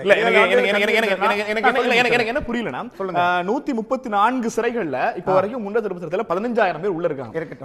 இப்ப வரைக்கும் அவங்க ஒரு ஆளுக்கு டாக்குமெண்டேஷன் ரெடி பண்றதுக்கு 3000 ரூபாய் வரைக்கும் செலவாகுது. அது 8000 ரூபாயா நீங்க உயர்த்தி கொடுங்க. ஏன்னா இந்த 2013-14 ஏறக்குறைய ஒரு 2500 பேர் மீது குண்டம் சட்டம் பாய்வதற்கு வழி இருக்கிறதுன்னு மக்கள்ல ஒரு பிரிவினர் நீங்களே அவங்க குற்றவாளிகள் எஸ்டிமேட் பண்ணி அவங்க குற்றவாளிகள் தான் அப்படிங்கிறதுக்கு ஆவணங்களை தயாரிக்கிறதுக்கு அரசாங்கத்திடமிருந்து நிதி கோருவது என்பது ஒரு குற்றவாளி சமூகத்தை ஒரு அரசாங்கம் எப்படி பார்க்கிறதுங்கிற பார்வையே தப்பா இருக்கு. அப்படி அல்ல, பிரிவென்ஷன் ஒன்னு இருக்கு. அதாவது எதையுமே வந்து தடுக்கணும் அப்படிங்கறதா. இதுவே தடுப்பு காவல் சட்டம் தானே. சொல்ல போனா குண்டர் சட்டம்ங்கிறது ஒரு தடுப்பு காவல் சட்டம் மாதிரி தான். இல்ல ஏன்னா ஆஃபென்ஸ் புருவாகல. நீங்க சொல்றது எல்லாமே தொடர் குற்றவாளிகளுக்கு. இந்த தொடர் குற்றவாளிகள் இல்லைங்க. ஸ்டாட்டிஸ்டிக்ஸ்ல நம்ம வந்து ஒரு 10 வருஷம் நடந்தது இன்னைக்கு திடீர்னு நின்னு போறது இல்ல. 11வது வருஷத்துல எல்லாமே நல்லா இருக்க போறது இல்ல. 10 வருஷம் என்ன நடந்ததோ அது நமக்கு அனுபவம். 16வது வருஷம் அதில் எப்படி அதை ப்ரிவென்ட் பண்ணணும், அதுக்கு என்னென்ன வழிமுறைகள் இருக்கு. சப்போஸ் அந்த மாதிரி ஒரு சிச்சுவேஷன் வந்ததுன்னா அது எப்படி சைபர் குற்றங்களை பொறுத்த வரைக்கும் அவங்க சொல்லப்பட்டிருக்கிற வாசகம் என்பது ஒரு கணினியிலிருந்து மற்றொரு கணினியிலிருந்து தகவல்களை எடுக்கிறவங்களுக்கோ அரசினுடைய செயல்பாடுகள் ஆன்லைன் செயல்பாடுகளை பாதிக்கக்கூடியது வரைக்கும் தான் சைபர் குற்றங்களை அவங்க வரையறுத்திருக்காங்க. இந்த குற்றங்கள்ல எப்படி குண்டர் சட்டம் பொருந்தும் நினைக்கிறீங்க? இந்த சோசியல் வலைதளங்கள் கருத்துக்களை விட்டுருங்க. பொதுவாகவே சைபர் வழியாக குற்றங்களை நிகழ்த்துகிற குற்றவாளிகளுக்கு இந்த சட்டம் என்பது எந்த வகையில் அவங்களால எப்படி அதை அக்சஸ் பண்ண முடியும் அவங்க குற்றவாளிகளை? இல்ல இது என்ன பிரச்சனை வரும்னா பொதுவாக இந்த இது ஒரு பிரச்சனையா பார்க்கக்கூடியவங்க இருக்காங்க இல்லையா. சைபர் குற்றங்களை பற்றி பேசக்கூடிய கணிசமான பேர்கள் வந்து இந்த சைபர் மீடியாக்குள்ள இருக்கக்கூடியவங்க கிடையாது. அவங்களுக்கு இது ஒண்ணுமே புரிய மாட்டேங்குது. பல நீதிபதிகளுக்கு இது புரிய மாட்டேங்குது, போலீஸ் அதிகாரிகளுக்கு இது புரிய மாட்டேங்குது. அவங்க என்ன நினைக்கிறாங்கன்னா ஒருத்தர் சைபர் குற்றம் செய்யறான் அப்படின்னா வந்து ஒரு மார்க் பண்ணி ஒரு பொண்ணுடைய இமேஜை போட்டான் அப்படின்னு நினைச்சு புரிஞ்சுக்கிறாங்க. இல்ல வந்து அவரை பத்தி ஏதோ அசிங்கமா எழுதிட்டான். அப்படி கிடையாது. பல சமயங்கள்ல நீங்க ஒருத்தரை எதிர்த்து திட்டி ஒரு கமெண்ட் போட்டா கூட அவர் வந்து அஃபெண்ட் ஆகி போயிட்டு உங்களுக்கு அவதூறு பண்றாங்கன்னு சொல்லி போட முடியும். பல வழக்குகள் நடந்த சம்பவம் என்ன அப்படிதான் பல சமயங்கள் நடக்குது. இல்ல பல சமயங்கள் இப்படிதான் நடக்குது. அப்ப இது ஒரு பக்கம் இருக்கு. ரெண்டாவது வந்து என்னோட இன்னொரு மிகப்பெரிய சந்தேகம் என்னன்னா, நம்ம இப்படிப்பட்ட குண்டர் சட்டங்கள் பத்தி பேசுறோம். இந்த மாதிரி மிக பயங்கரமான சட்டங்கள் கொண்டு வந்து மக்களுடைய குற்றங்களை குறைக்கும் நம்ம நம்பிட்டு இருக்கோம். இப்படி எனக்கு என்ன பல சமயங்கள் தோணுதுன்னா, தூக்கு தண்டனை இருந்தும் கூட மிக மோசமான கொலை குற்றங்கள் நடந்துட்டு இருக்கு. மிக மிக கடுமையான தண்டனைகள் கொடுத்தா கூட ரேப்பா இல்லாட்டி வந்து அது மாதிரிப்பட்ட கற்பழிப்பு சட்டங்கள் தொடர்ச்சியாக அந்த மாதிரி குற்றங்கள் பெருகிட்டு தான் இருக்கு. அப்போ என்னன்னா, இந்த குற்றங்கள் நடக்கக்கூடிய சூழலை நம்ம வந்து குறைக்கணுமே தவிர மிகப்பெரிய தண்டனைகளையும் நாங்க வந்து குற்றவாளிகளை குறைக்கிறோம். இங்க இருந்து எடுத்துட்டு போய் குண்டாஸ்ல உள்ள அப்படி ஒரு குற்றவாளிகளை நீங்க குறைக்கவே முடியாது. ஏன்னா சமூகம் முழுக்க முழுக்க குற்றவாளிகள் நிரம்பி இருக்கு. குற்றவாளிகள் வெளிப்படாம இருக்காங்க தான் விஷயம். அதாவது இப்ப நம்ம இத்தனை பேர் இருக்கோம், நமக்குள்ளாடி பல குற்றவாளிகள் இருக்கலாம். நம்ம வந்து வெளிப்படாம இருக்கோம். சூழல் நமக்கு சாதகமா இருக்கு, நம்ம வெளிப்படாம இருக்கும். ஒரு மோசமான சூழல் நமக்கு குற்றவாளி வெளியே வரலாம். இப்ப என்ன பிரச்சனை அப்படின்னா, இப்படிப்பட்ட ஒரு விஷயத்துல இந்த சூழலை வந்து நீங்க ரொம்ப பாசிட்டிவா வச்சிருந்தீங்கன்னா குற்றங்கள் நடப்பது மிக மிக அதிகமா குறை. சமூகத்தில் இல்ல இதுக்கு ஒரு உதாரணம் சொல்றேன். இப்ப சிட்டில ஒரு இடத்துல வந்து அதிகமா குற்றங்கள் நடக்குது அப்படின்னா அங்க போலீஸ் பிரசன்ஸ் அதிகமானாலே அந்த குற்றங்கள் நடக்குது இல்லைன்னு சொல்றாங்க. இது ஸ்டாட்டிஸ்டிக்கலான விஷயம், புள்ளிவிவரங்களை தான் சொல்லுது. நீங்க போலீஸ் பிரசன்ஸ் பீட் போலீஸ் அதிகமாகும் போது குற்றங்கள் குறையுதுங்க.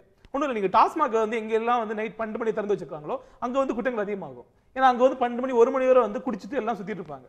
இப்போ வந்து சூழ்நிலை நம்ம எப்படி உருவாக்குறோம்? நீங்க வந்து அப்படி டாஸ்மாக் திறந்து வச்சிருக்க இடத்துல வந்து குற்றங்கள் அதிகமாகுது அப்படின்னா இன்னைக்கு இருக்கிற அரசாங்கத்தினுடைய போக்கும் இன்றைய அரசாங்கங்களினுடைய செயல்பாடுகளும் குற்றவாளிகளை குறைஞ்சபட்சமா தண்டிக்கிறதுக்கே முடியாத போது குற்ற சூழ்நிலையே உருவாக்காமல் பார்த்துக் கொள்ளக்கூடிய அரசாங்கமும் அது குறித்து தொலைநோக்கு பார்வையும் எந்த அரசாங்கத்துக்கு இருக்கு? இல்ல அப்படித்தான் இருக்கணும்னு நம்புறேன். இல்ல நீங்க வந்து நேரம் மாத்தி வந்து நீங்க ஒரு மிக கொடூரமான சட்டங்களை கொடுத்து தண்டனைகளை கொடுத்து அதன் மூலமா குற்றங்களை குறைக்கலாம் அப்படின்னு பாத்தீங்கன்னா அது எப்பவுமே என்ன ஆகும் அப்படின்னா ஒரு அரசாங்கம் தானே இருக்கு. பொய்யான அழகா முன்வைக்கிறார். நீங்க வந்து குற்றவாளிகளோட எண்ணிக்கையை கட்டுப்படுத்துறதுல காண்பிக்கிற அக்கறத்தை குற்றத்தோட எண்ணிக்கை கட்டுப்படுத்துறதுல காமிக்கவே மாட்டேங்கிறீங்க.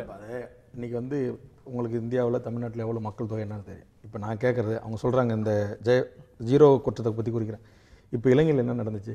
இலங்கை அரசனுடைய சொந்தமான இராணுவத்துக்கு சொந்தமான டிஃபென்ஸனுடைய இணையதளத்தில் அந்த மந்திரிக்கும் அந்த துறைக்கும் தெரியாம ஒரு செய்தியை வெளியிட்டுட்டான் அப்படின்னு சொல்லி தான் நீங்க மன்னிப்பு அவன் சொல்றான். அந்த அரசாங்கம் மறுத்திருக்கிறான். இப்படி நாளைக்கு தமிழ்நாட்டுடைய முதலமைச்சருடைய பேர்ல, டிஜிபியினுடைய பேர்ல, கமிஷனர் பேர்ல இந்த சமூகத்துக்கு ஏற்கக்கூடிய அல்லாத ஒரு செய்தியை வெளியிட்டு இந்த நாட்டில் ஒரு பதற்றத்தை உருவாக்கக்கூடிய ஒரு இந்த ஜீரோ பிரிவினுடைய குற்றவாளியை இந்த சட்டத்தின் கீழ் கைது செய்வதில் என்ன தடை இருக்கு? ஒன்று. அதே மாதிரி அவங்களை கைது செய்வதில் எந்த தடையும் கிடையாது சார். இந்த பிரிவில் தான் செய்யணும். அப்புறம் இன்னைக்கு இந்தியாவுக்கும் இலங்கைக்குமான இன்னைக்கு உடல் இன்னைக்கு பாருங்க டெல்லியில நாடாளுமன்றத்தில் இன்னைக்கு பாரதிய ஜனதா வந்து அதிமுக அரசோட ஆதரவோட இன்னைக்கு அங்க அந்த அரசு ஆட்சி இருந்திருக்குன்னா இந்த இரு நாட்டுக்கான உறவே இன்னைக்கு துண்டிக்கப்பட்டிருக்கும். என்ன நடந்திருக்கும்? ஒரு நாட்டுடைய முதலமைச்சர் அவங்க அதிகாரப்படத்தில் இருக்கும்போது இவ்வளவு கேவலமா படத்தை போட்டு அம்பு விட்டு காதல் பண்ணாங்க சொல்லியிருந்தா. ஆக இப்படிப்பட்ட அந்த கிரிமினல் எண்ணத்தோடு இதை பயன்படுத்தி இந்த கணினி வளர்ச்சியை இந்த விஞ்ஞான வளர்ச்சியை தவறாக பயன்படுத்துகிறவன் மீது இப்படி விசாரணையின்றி ஒரு சட்டத்தின் கீழ் தண்டிப்பதற்கான வாய்ப்பை உருவாக்குவது என்பது சமூகத்தில் அமைதியை தான் ஏற்படுத்தும் தவிர பதற்றத்தை ஏற்படுத்தாது. ஒண்ணு. இரண்டாவது, நான் ஏற்கனவே குறிப்பிட்டது போல 3 வயது பெண்ணையும் 5 வயது குழந்தையும் பாலியல் வல்லுறவுக்கு உள்ளாக்கி மார்புகளை கடித்து குதறி உதடுகளை கடித்து குதறி கற்பழித்து இவ்வளவு மோசமான செயலில் ஈடுபடுகிறவனை தண்டிக்கப்பட்டிருக்கிறார். இரண்டாவது பிரச்சனை நான் சொல்றது இது அப்படி தண்டிக்கப்படல. உடனே போய் அவங்க தப்பிச்சுட்டாங்கற அர்த்தம் இல்ல. உங்களால் ஆதாரங்களை சமர்ப்பித்து அவங்களை நிரூபிக்க முடியலங்கிறது பிரச்சனை. நான் கேக்குறது என்னன்னாக்கா இதுல வந்து அரசியல் ரீதியாவோ இல்ல அப்பாவி பொதுமக்களோ பழிவாங்கப்படக்கூடாது. என்னுடைய கேள்வி நான் குறுக்க விரும்புகிறேன். பாலியல் குற்றங்கள்ல 1000 பேர் வந்து புகார் தெரிவிக்கப்பட்டு வழக்குகள் நடத்தப்பட்டா தண்டிக்கப்படுறது 100 பேர் மட்டுமே. அது நடைமுறைக்கு இருக்கிற சிக்கல். என்ன காரணம்னா 900 பேரை உங்களால் குற்றவாளிகளாக நிரூபிக்க முடியவில்லை. அது உங்களுடைய விசாரணை துறையினுடைய தவறு. சமூகமே சரியில்லையா? இப்ப இல்ல நீங்க பாருங்க, நீங்க நெல்சன் விவாதம் முடிச்சிட்டு போறீங்க. உங்க சன் டிவிக்கு ஏத்த மாதிரி ஒரு கொலை நடந்தது. நாளைக்கு நீங்க 30 நாள் நடக்குது இல்ல 6 மாசம் நடக்குது, 1 வருஷம் கொலை வழக்கு நடக்குது. ஒரு கேஸ்ல கூட நீங்க கரெக்டா அபிப்பிராயம் அந்த சமூகத்தில் நடந்திருக்கு, நம்முடைய ஒரு தொலைக்காட்சி ஏத்து இந்த கொலை நடந்திருக்கு, இதுக்கு தண்டனை பெற்று தரணும்னு சொல்லி விடாத போய் ஏறி கூண்டேறி நீங்க சாட்சி சொல்ல வரீங்களா? ஐயோ நமக்கு என்ன கண்ணை மூடிட்டு கிளாஸ் எடுத்து போயிட்டே இருக்கீங்க. இந்த சமூகத்தை வைத்துக் கொண்டு நீங்க எப்படி இந்த சட்டத்தை போடக்கூடாதுன்றீங்க? இல்ல நம்ம ஸ்கோப் மீறி ரெண்டு விஷயம். இல்ல என்னுடைய கேள்வி குறைந்தபட்சம் மூணாம் மாசம் ஹைகோர்ட்ல உங்களால ஒரு குற்றத்தை நிரூபிக்க முடியவில்லை என்கிற காரணத்துக்காகவே அந்த குற்றத்தை வழக்கே நடத்தாம நீங்க தண்டனை கொடுக்கறதுங்கிறது எந்த வகையில் நியாயம்? இதுல அப்படி இல்லங்க. நீங்க எதை சொல்றீங்க? இதுக்கு தான் மறுசீராய்வு மனு இருக்கு. 90 நாட்களுக்குள்ள அங்க அப்பீர் ஆகணும். அங்க நீதிபதி என்ன சொல்ல வர்றீங்கன்னா, நாங்க நினைக்கிற ஒரு நபரை கைது பண்ணி உள்ள போட்டுறோம், அதுக்கு பிறகு நீங்களா பார்த்து கேஸ் போட்டு நடத்தி வெளில வந்துக்கங்கங்கறீங்க. இல்ல நினைக்கிற ஒரு நபரை நான் கைது பண்ண முடியாதுங்க. இப்படி அப்படி நடக்குது. சமூகம் விட்டுரும். எந்த ஆட்சிகளையும் அப்படி நடந்தால் அது தவறு, அப்படி நடந்தால் அது தவறு, நான் ஏற்றுக்கொள்கிறேன். ஆனா என்னுடைய வாதம் என்பது இந்த கொடுமையான குற்றங்களை ஏற்படுத்தி இரு நாட்டுக்குமான உறவை சிதைப்பது, இங்க இருக்கிற காவல்துறை அதிகாரியின் பெயரிலே காவல்துறை கொள்கைகளுக்கும் முரண்பாடுக்கும் ஒழுக்க நெறிகளுக்கு எதிராக அதில் உள்ள போது ஒரு தவறான செய்தியை பரப்புவதன் மீதும் இப்படி ஒரு பச்சை குழந்தைகளை இவ்வளவு ஈவு இறக்கமற்ற ஒரு மனிதநேயம் அற்ற முறையில் கொடுமையான பாலியல் வல்லுறவுக்கு உள்ளாக்கப்படுவதையும் இந்த சட்டத்தின் கீழ் சிறையில் அடைப்பது தவறில்லை என்பது தொடர்ந்து பேசலாம். நிறைய விஷயங்களை பேச வைக்கலாம். தொடர்ந்து பிராக்டிகலாக சட்டத்தை அமல்படுத்துவது என்பது சாத்தியம் இல்லாதது. இன்னும் எத்தனை நாளைக்கு இப்படி நீங்க கோர்ட் வந்து நிரூபிச்சு பல ஆண்டுகள் அவர் விடுவிச்சு அதுக்கு பிறகு அவர் மொத்தமா விடுதலையே பண்ற இந்த நடைமுறை தேவையில்லை. அரசு நிர்ணயிக்க இந்த குறைந்தபட்சமாக இவர் தான் இந்த குற்றத்தை செய்திருப்பார் என தோன்றுகிற போது அவரை கைது செய்வதில் உங்களுக்கு என்ன பிரச்சனை எனக்கு இருக்கிறார் வேல்முருகன். தொடர்ந்து பேசலாம். சட்ட திருத்தம் என்பது எந்த அளவிற்கு இந்த விஷயங்கள் எதிர்பார்க்கிற நோக்கத்தை நிறைவேற்றும் அல்லது இவங்க எதிர்பார்க்கிற மாதிரியான சமூக அமைதியையோ குற்றங்களோட எண்ணிக்கை குறைப்பதையோ சட்ட திருத்தம் உருவாக்குமா என்பது குறித்து நிகழ்ச்சியோட நிறைவு சுற்று சந்திக்கலாம். விவாதம் ஒரு சிறிய இடைவேளைக்கு பிறகு.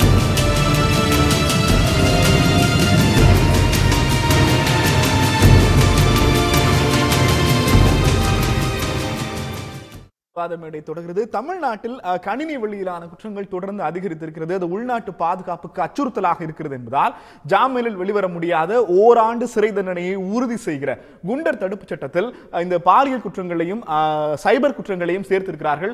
முதன்முறையாக ஒரே ஒரு குற்றத்தை நிகழ்த்தி இருந்தாலும் கூட அவருக்கு இந்த வகையிலான சட்டம் பொருந்தும் என்கிற அறிவிப்பு பரவலாக எதிர்ப்பை உருவாக்கி இருக்கிறது. அது குறித்து ஒரு நீண்ட நெடிய விவாதத்தை முன்வைத்திருக்கிறோம். நிறைய விஷயங்களை இங்கே முன்வைத்திருக்கிறார்கள். அரசு எதிர்பார்த்து பிரசன்னா சொல்வது போல அப்ஜெக்டிவ் அப்படிங்கிறது குறைந்தபட்சமாக இந்த உள்நாட்டை பாதிப்பை ஏற்படுத்துகிற இந்த சைபர் குற்றங்களை தடுப்பதற்கும் குறைப்பதற்கும், தொடர்ந்து நாட்டிற்கு பெரும் பிரச்சனையாக இருக்கிற பாலியல் குற்றங்களை குறைப்பதற்கும் தடுப்பதற்கும் ஒரே ஒரு முறை தவறு செய்திருந்தாலும் அவரை குண்டர் சட்டத்தின் மூலமாக ஜாமீனில் வெளிவர முடியாத ஓராண்டு சிறைக்கு அனுப்பினால் அது தீரும் என்கிற தமிழக அரசினுடைய நம்பிக்கை எந்த அளவிற்கு சாத்தியமான ஒன்று என்கிற நிகழ்ச்சியினுடைய நிறைவு கேள்வி. தயவு செய்து விவாதத்தில் ஈடுபட வேண்டாம். இந்த நிகழ்ச்சியோட நிறைவு சுற்று வேல்முருகன் சார் நீங்க சொல்லுங்க.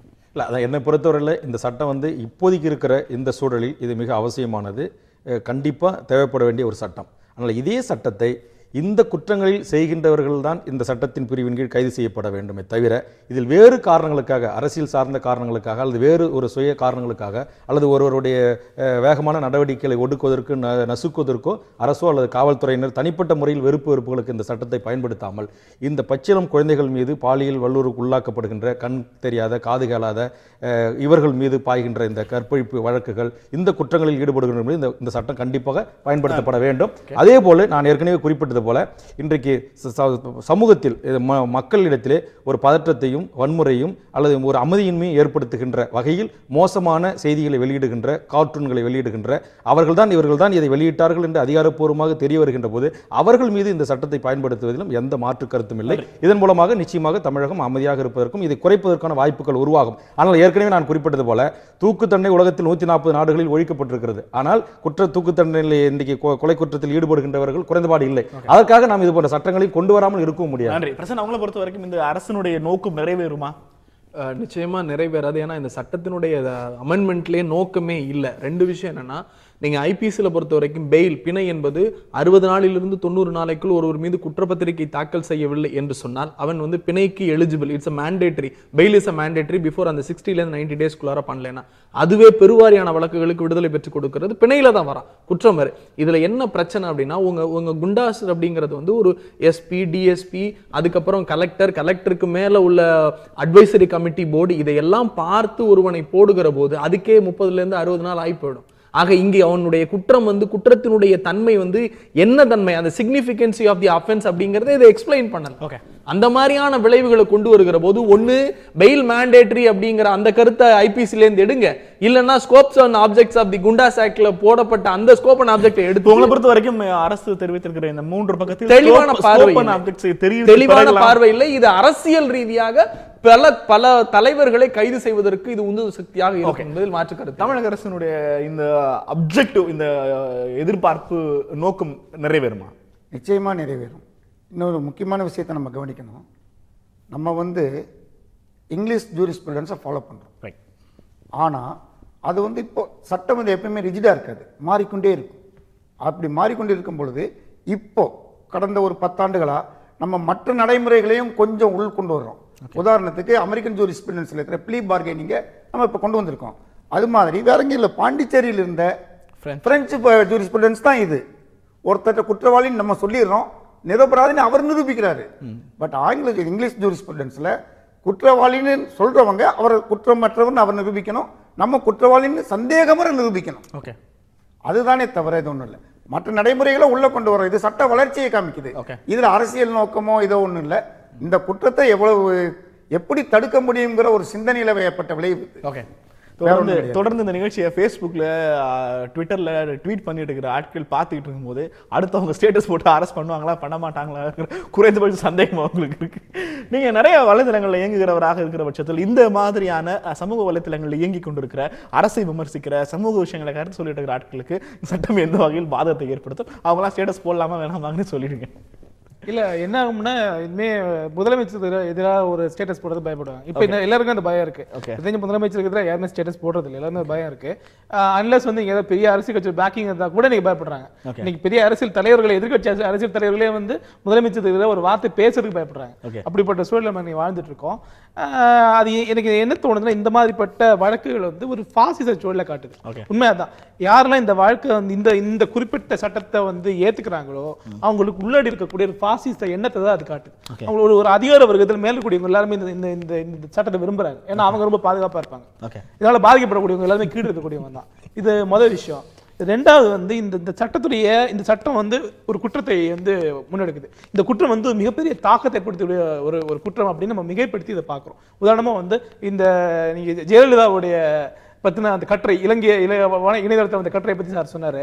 இப்ப இந்த குறிப்பிட்ட கட்டுரை வந்து நிஜமாவே இரு நாடுகளுடைய நல்லுறவு வந்து பாதிக்கப்படக்கூடிய அளவுக்கு மிகப்பெரிய ஒரு கட்டுரையானா இல்ல. அது ஆக்சுவலி ஏற்கனவே இங்க அதுக்கு மிகப்பெரிய பின்னணி இருந்துச்சு.